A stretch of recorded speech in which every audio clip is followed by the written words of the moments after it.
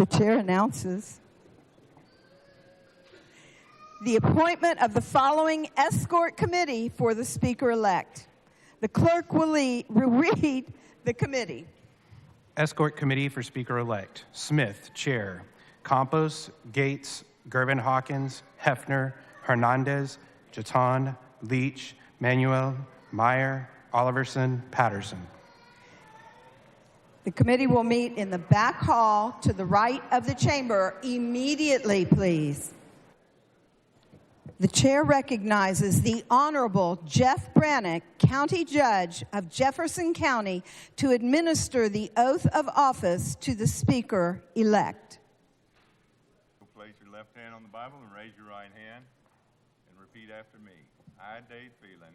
I, Dave Phelan. Do solemnly swear. Do solemnly swear. That I will faithfully execute. That I will faithfully execute. The duties of the office. The duties of the office. Of Speaker of the House of Representatives. Of Speaker of the House of Representatives. Of the 88th Legislature. Of the 88th Legislature. Of the State of Texas. Of the State of Texas. And will, to the best of my ability. And will, to the best of my abilities. Preserve, protect, and defend. Preserve, protect, and defend. The Constitution and laws. The Constitution and laws. Of the United States. Of the United States. And of the State of Texas. And of the State of Texas. So help me God. So help me God. Thank you, sir.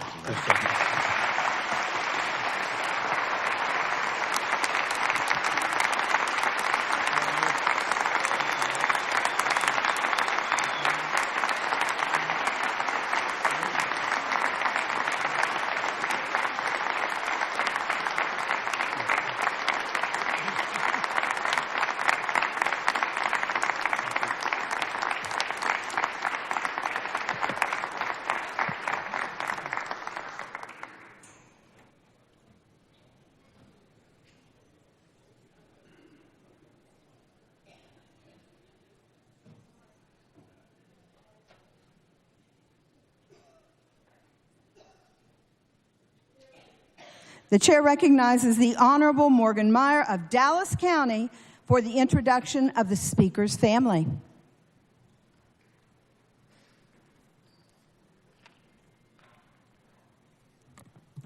Thank you, Madam Secretary. Members and guests, I am pleased to introduce to you Speaker Phelan's family members joining us on the floor today. His wife, Kim, his 4 sons, Ford, Mac, Hank, and Luke, his parents, Janie and Michael Phelan, and Speaker Phelan's siblings. Welcome.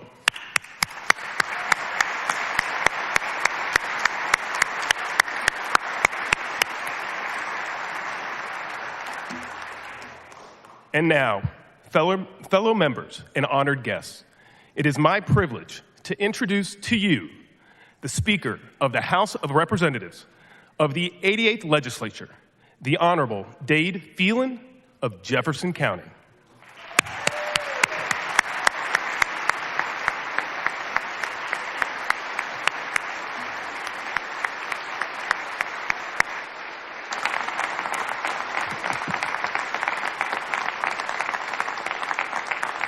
Thank you. Thank you, Morgan. Well, good afternoon, and welcome to the 88th Texas Legislature. Madam Secretary, the Honorable Jane Nelson, welcome back to the House. The West Wing looks good on you, but it seems like senators will do anything to get on the House floors these days. Thank you for being here to oversee today's proceedings as the first Texan in history to preside over an opening day ceremony in both the House and the Senate. Congratulations, Madam Secretary.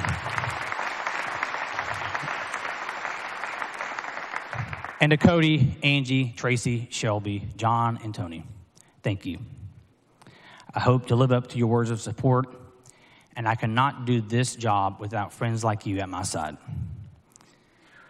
After completing a regular session that was anything but regular, 3 special sessions, and traveling 30,000 miles this interim, I would like to start this address the way I like to start every day, which is thanking my wife, Kim, for still being my wife.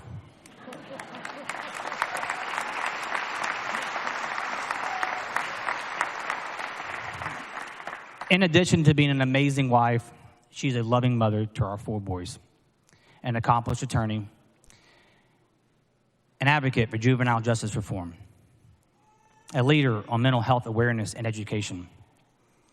I could go on for days, but what I cannot do is this job without your constant support. Thank you.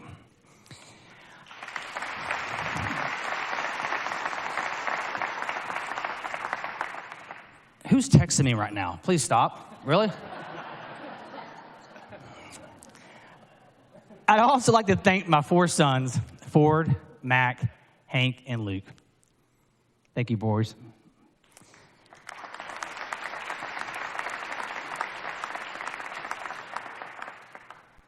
I want to thank you for teaching me how to referee a conversation between people who care a lot about an issue. We don't have points of order back home, but a good knockdown, dragged out fight over the Xbox is pretty good training for being a speaker. And Luke and Hank had one 2 hours ago. Thank you for being the best kids a dad could ask for. And just like your mom, I cannot do this without your blessings. So thank you. My parents, Mike and Janie, my 6 brothers and sisters, thank you for your love and support over the years. Growing up, if I had a giant gavel like I do now, I would be an only child today. They're also the ones with the really big foreheads too. So sorry, I get criticized for my forehead, but I inherited it from my family. As I look out upon this distinguished gathering, I see 149 people, ordinary Texans, who are eager to get to work on extraordinary things. I am grateful for the majority of you who have honored me with your vote, but I am proud to represent all of you as Speaker of the 88th Legislature.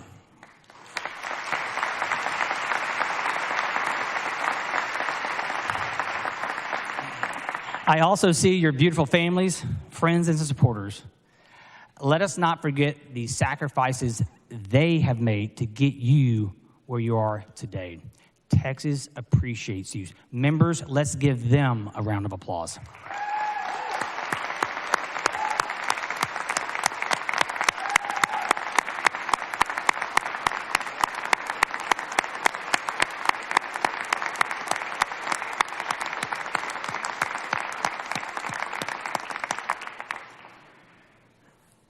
For the newcomers here, our freshman class of 2023, congratulations.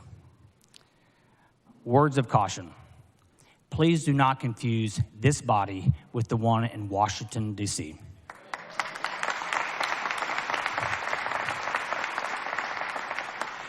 After watching Congress attempt to function last week, I cannot imagine why some want Texas to be like D.C.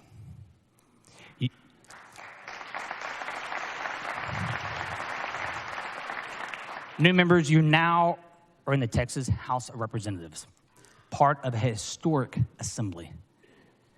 100 years after the first woman was elected to the Texas House, our membership now includes 45 women, the highest number ever.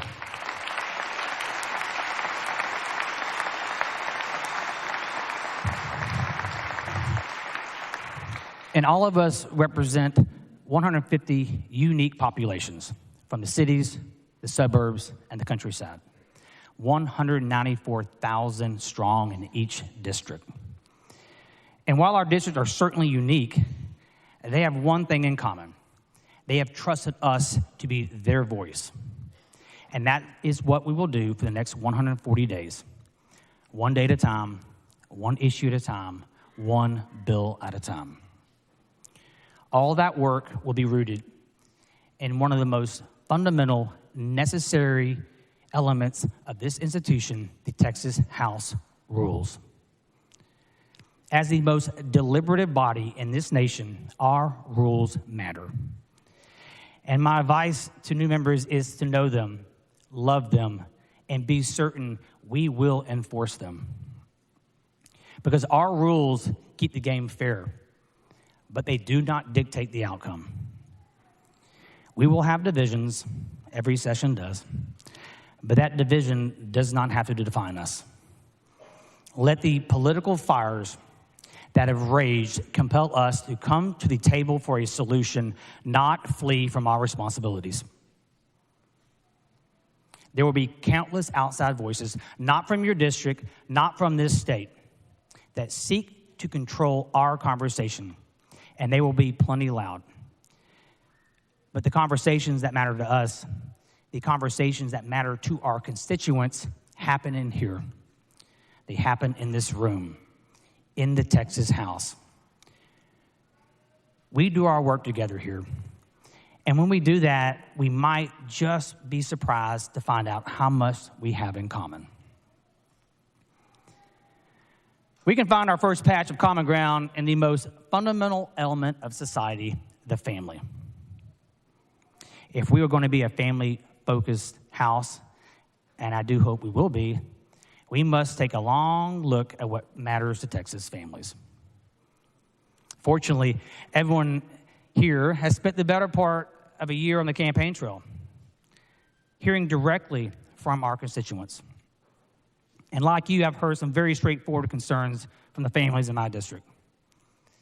I heard about the economy, inflation, difficulty in making ends meet, ever-increasing property taxes that have led many to feel year in and year out they are renting their property from the government. Like them, I believe tax relief should be a priority.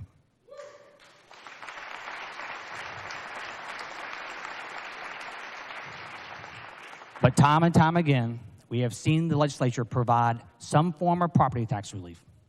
But to make it lasting, we must do something about runaway appraisals because taxpayers deserve better.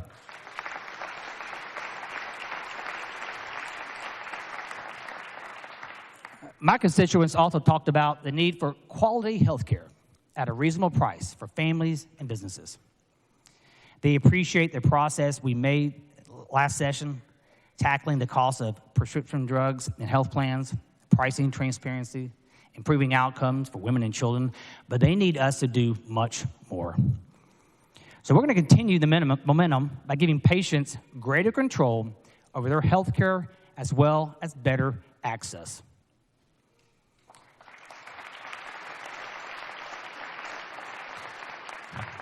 In my travels, I also heard about Texas' desire for safe streets.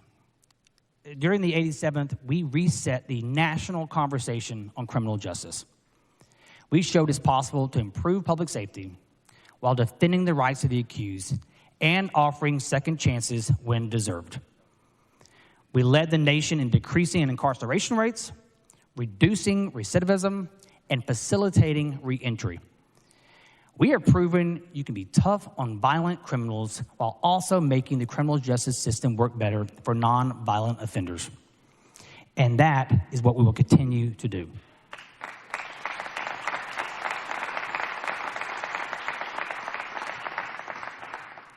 But members, we can work all day on these issues, but if rogue district attorneys will not uphold the law, what progress are we really making? It is time to rein them in.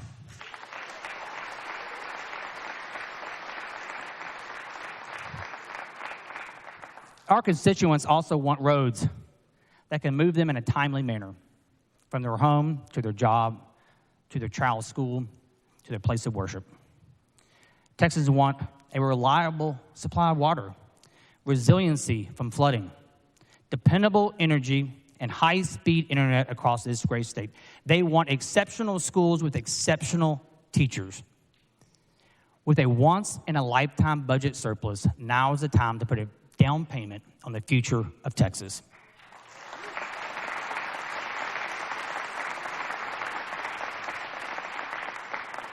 To make this down payment even more critical, over 1,000 people move to Texas every single day. They do not bring these investments with them, members. We all serve different regions, but we recognize these as common obligations. But members, perhaps we have no greater task ahead of us than protecting those who will carry on what we have started, the children of Texas.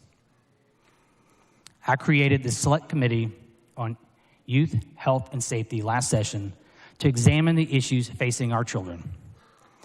The threats to their safety are all too real.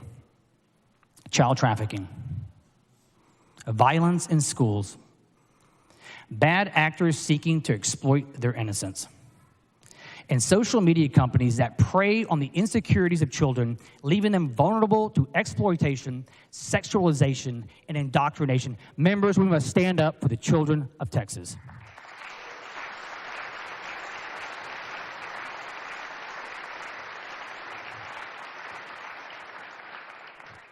Teachers and parents alike want safer schools, and our kids deserve them. Last May, the lives of 21 Texans, teachers and children, were stolen when a gunman opened fire at Robb Elementary in Uvalde, Texas. We owe it to the memory of those children and teachers to make sensible, meaningful change.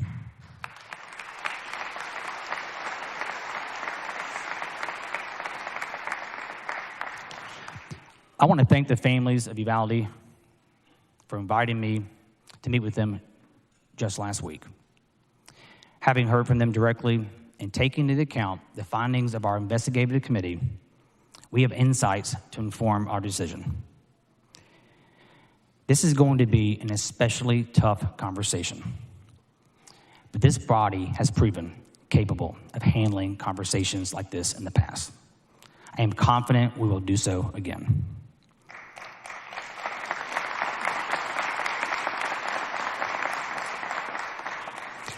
As we work to make Texas a better place to raise a family, we must also acknowledge there is true suffering in society.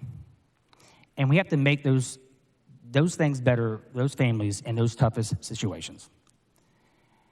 The most important thing to do, certainly, is to ensure our economy continues to generate quality jobs and meaningful wages.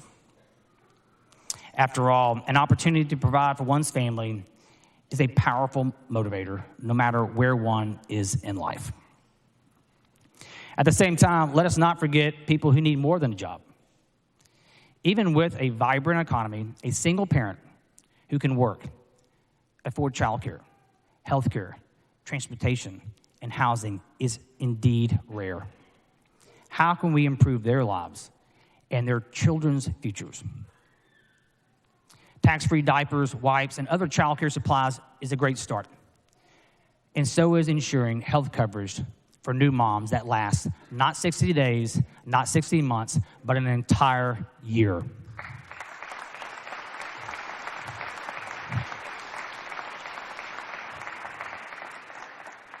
Tony Rose stood up. Yep. Starting today, I represent Jasper County. Last week, I read a story about the local county hospital joining the 60% of rural Texas hospitals that no longer deliver babies.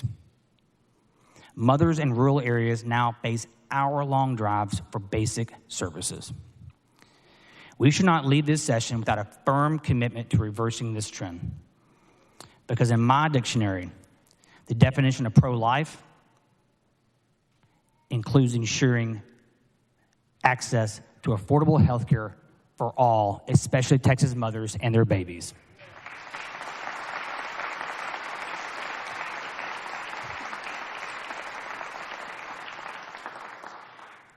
And to show the Texas House is committed to the maternal health of our own staffs this session, I am proud to announce we are offering additional resources to guarantee 12 full weeks of paid maternal and paternal leave for those working for this chamber this session.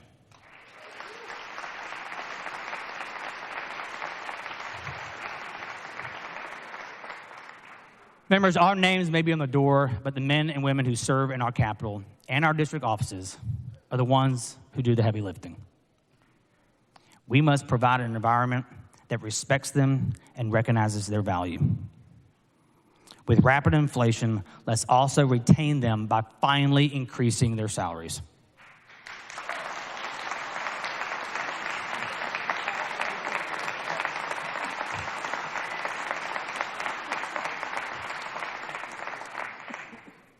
Show Mr. Schaefer voting aye. Making things better for all Texas families is how we deliver on the limitless potential for our state in every area, from gainful employment to public safety. That includes border security, which is certainly on the minds of our members, but especially those who represent border communities. We can all agree that our border towns have been bearing the brunt of Washington's failed immigration policies, some going as far as declaring themselves to be in a state of disaster. It is a legal and humanitarian crisis. Every budget I voted for has poured millions, now billions of dollars into the gap between federal policies and the realities on the ground. As stewards of every budget dollar, we must ensure our strategy not only fits realities on the ground, but is truly measurably effective. We must also acknowledge the additional threats posed by a porous border. More than 1,600 Texans died from fentanyl overdoses in 2021. That is 1,600 too many. Before Texas families get that heartbreaking call, members, we must stop the cartels in their tracks, and we will. Members, though we face many challenges this session, there will be even more opportunities.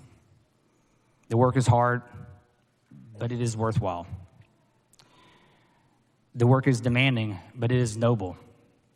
The work is necessary, and because we have the privilege of doing it for the people of Texas, I know we will get it done together. It is a privilege to serve as a member of this distinguished body, and I'm once again humbled by the opportunity to be your speaker. Thank you for this enormous honor. Thank you for serving this great state. God bless you all, and God bless Texas.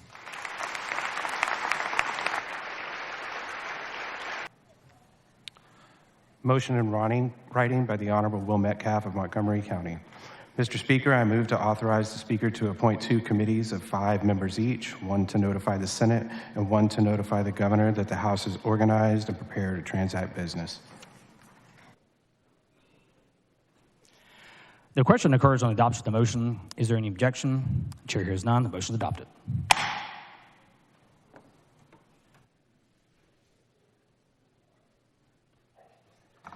The following committees, the clerk will read the committees.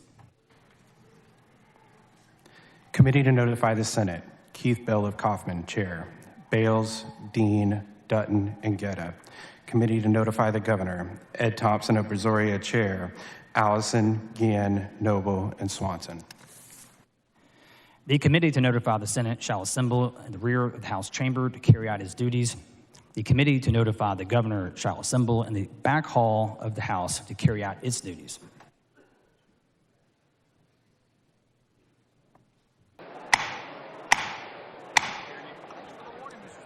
The House will come to order.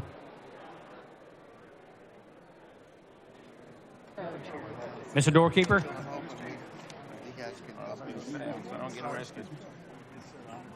Mr. Speaker, a delegation from the Senate has arrived. Mr. Doorkeeper, reluctantly allow the delegation to enter the House.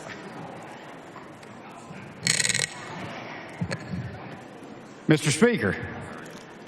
Senator, welcome back. Thank you. Finally got to be a chairman. So, and as chair of the Notification Committee, we have been instructed to notify the House of Representatives that the Senate is organized and ready to transact business. Hello, everybody. Well, I see 3 House-trained senators, so best of luck this session, and we appreciate you being here. We're honored to be here. Look forward to Thank working you. with you. Thank you, Mr. Speaker. The chair recognizes Mr. Thompson of Brazoria. Mr. Speaker, we are pleased to report that the committee to notify the Governor that the House is organized and prepared to transact business has discharged its duties. Thank you, Mr. Thompson.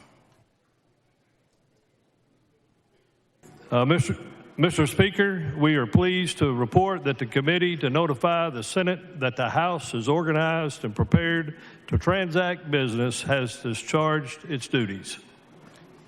Good work. Thank you. Thank you.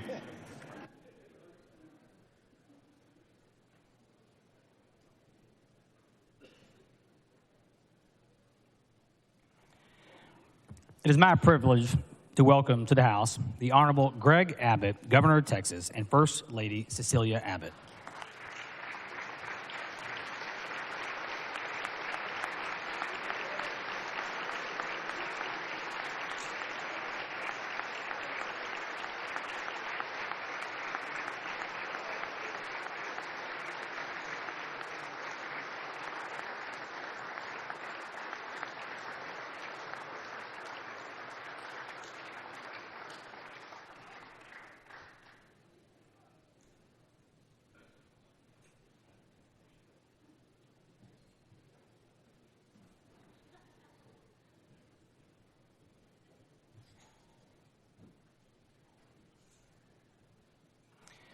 Members and guests, it is my honor and privilege to present to you the Honorable Greg Abbott, Governor of the state of Texas.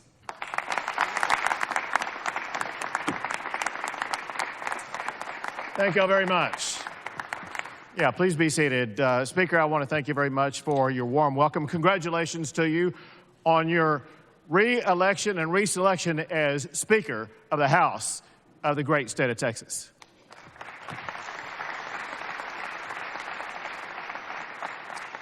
I'm honored to be joined today by the fabulous First Lady of Texas, Cecilia Abbott.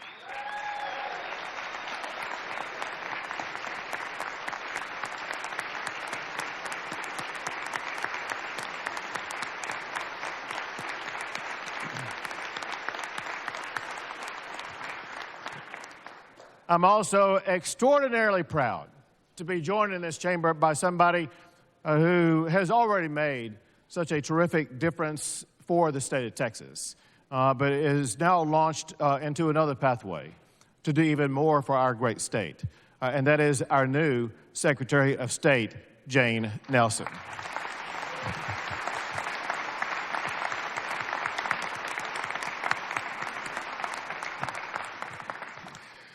You know, typically a speaker is not supposed to apologize, but I apologize a little bit. Me and Charlie Guerin, where's Charlie?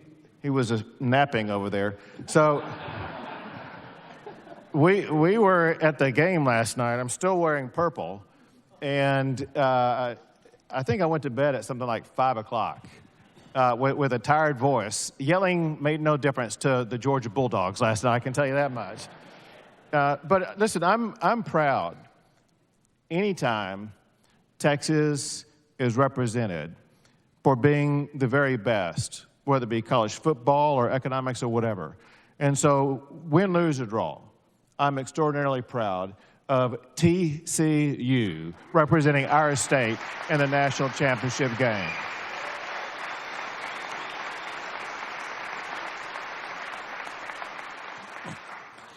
I want to start out by saying congratulations to all of those who are newly elected to the Texas House of Representatives. I know, and I hope you know, that it is a remarkable accomplishment on your part.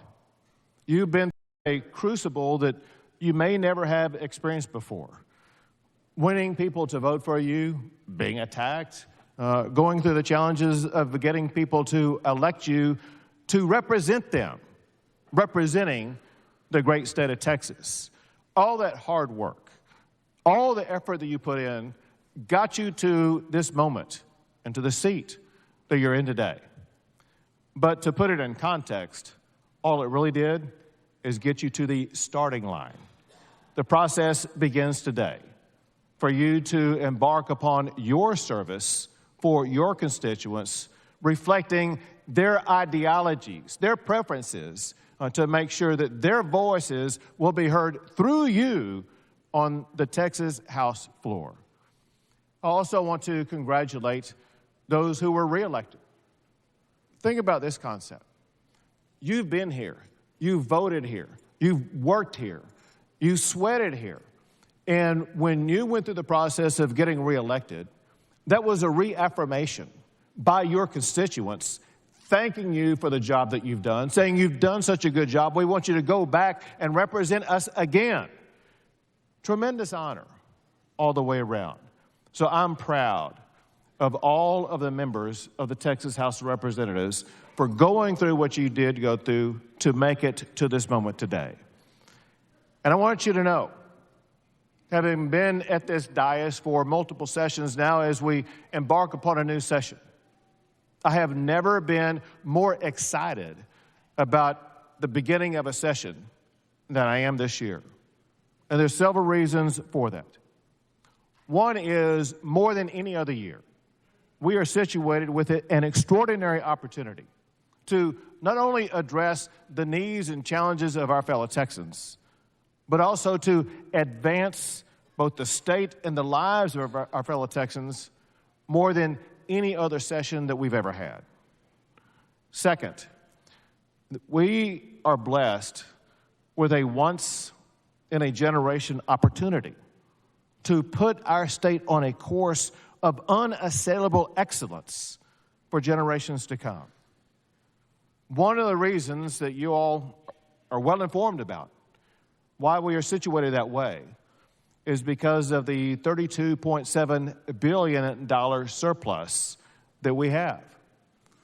But let's be clear about a couple of things. First, who's responsible for that? The people who are responsible for that budget. They are the hard-working men and women, working families in this state who sweat and toil to ensure that they're earning a good living, contributing back to the state through their taxes. They are the reasons why we have that budget surplus. That budget surplus is because of taxpayers in the state of Texas.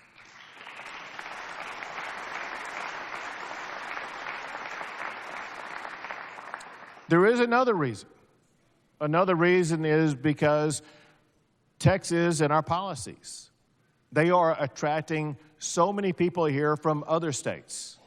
Once again, this past year, Texas was #1 in the nation for the most new people coming into our state from other states. It's been that way as long as I've known. We have more people coming here, adding to our economy than any other state. But we cannot overlook a third reason why we have the budget surplus that we do. It is owed mostly to the taxpayers of the state of Texas. But know this, that you know, and that is that you have implemented good stewardship with policies that made sure that we would have a budget surplus. Not every state can say that. In fact, as we gather here today, the state of California, while Texas has a more than $32 billion budget surplus, California has more than a $20 billion deficit. While we have our surplus, the governor of New York is asking the federal government for money to help them in their state. And I heard a commentator with a public policy organization on TV today in New York, who's a former member of the state legislature in New York, saying that one of the issues that the governor of New York is most concerned about is the fact that so many people are fleeing the state of New York. That's causing a budget problem for their state. That's not a problem that we have in Texas. In Texas, we attract people here. And we keep people here. You know, you hear all this time about how Texas is #1 for attracting new people. There's another number along those lines you need to know about. Texas is known as the stickiest state in the United States. What does that mean? That means Texas ranks #1 with retaining those who are born and raised here more than any other state. If you're born a Texan, by God, you love being a Texan and you want to stay in the great state of Texas.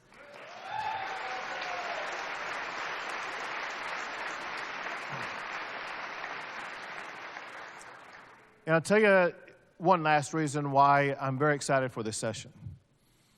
I listened to the outstanding remarks that were just presented to you by your speaker. And in those remarks were contained a broad outline of prolific issues that must be addressed this session. I can tell you that as we embark upon this session, I think there's a greater coalescence among both chambers, among all the leadership, about not only what the issues are, but also what the solutions to those issues are. And what that means is we start out in a perfect position to have an extraordinarily successful session that will end in 140 days from today.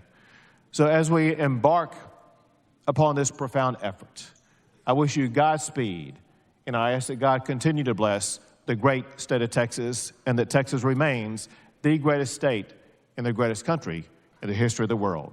God bless you all.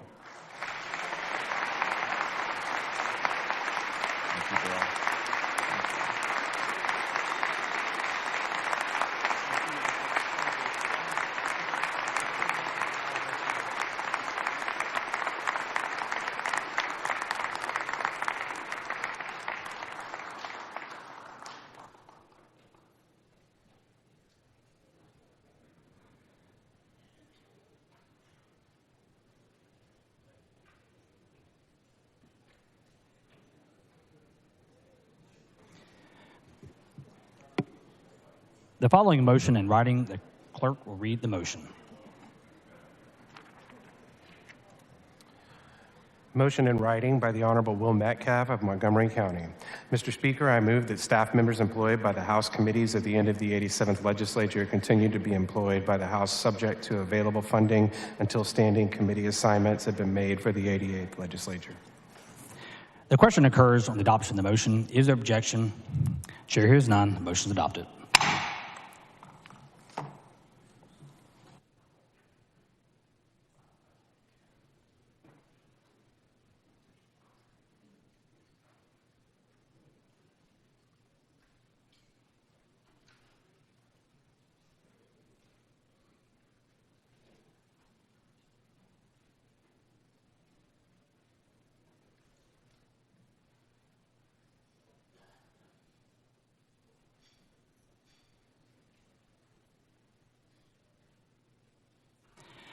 Members, regarding our work schedule for the week, the House will convene at 10 a.m. tomorrow. On Thursday, the House will convene at 10:30 a.m. At 11 a.m., the House and Senate will meet in a joint session to canvass the votes for governor and lieutenant governor as required by the Texas Constitution. Be watching your newspaper mailboxes for additional information regarding House business for this week. Before adjourning for the day, I would like to acknowledge our interpreters for the deaf, Sean Whitley and Shelby Mitchinson.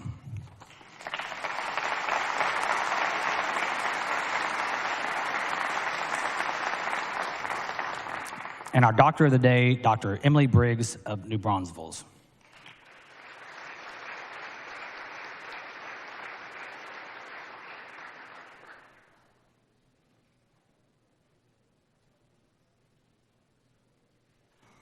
To conclude our ceremony today, we are pleased to have Tylene Nalbun Dion, I butchered that, I'm sorry, from the Butler School of Music of the University of Texas at Austin to perform the state song, Texas Our Texas. The House and gallery will please rise.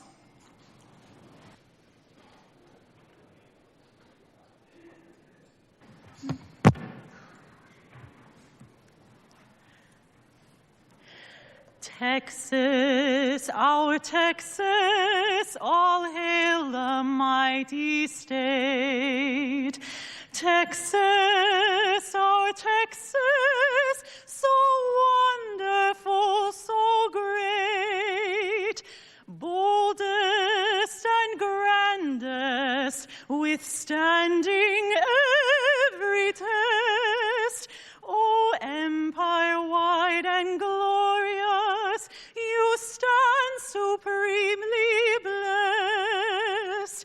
God bless you, Texas, and keep you brave and strong, that you may grow in power and worth throughout the ages long.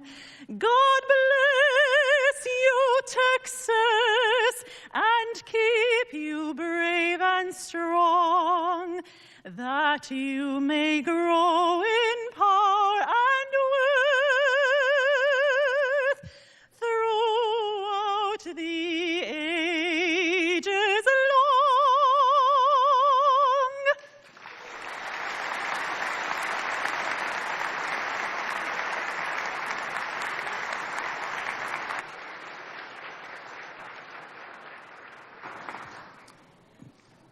Please rise for the benediction, which will be offered by the Most Reverend David L. Toops, Bishop of the Diocese of Beaumont.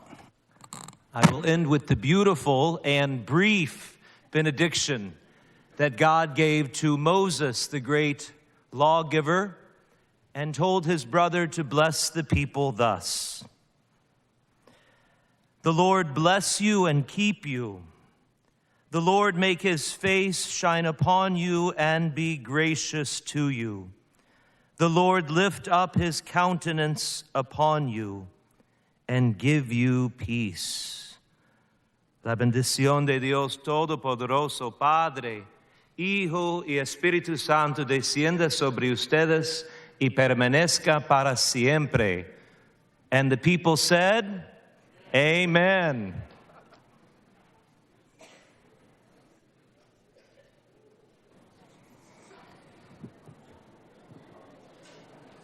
Bishop, you were only that short at Mass back home. So, the Honorable John Kemple of Guadalupe County moves that the House stand adjourned until 10 a.m. tomorrow in memory of those House members who have passed away since we last convened in 2021, whose names will be entered into the journal. Is there objection? The chair has none, and the House stands adjourned until 10 a.m. Wednesday.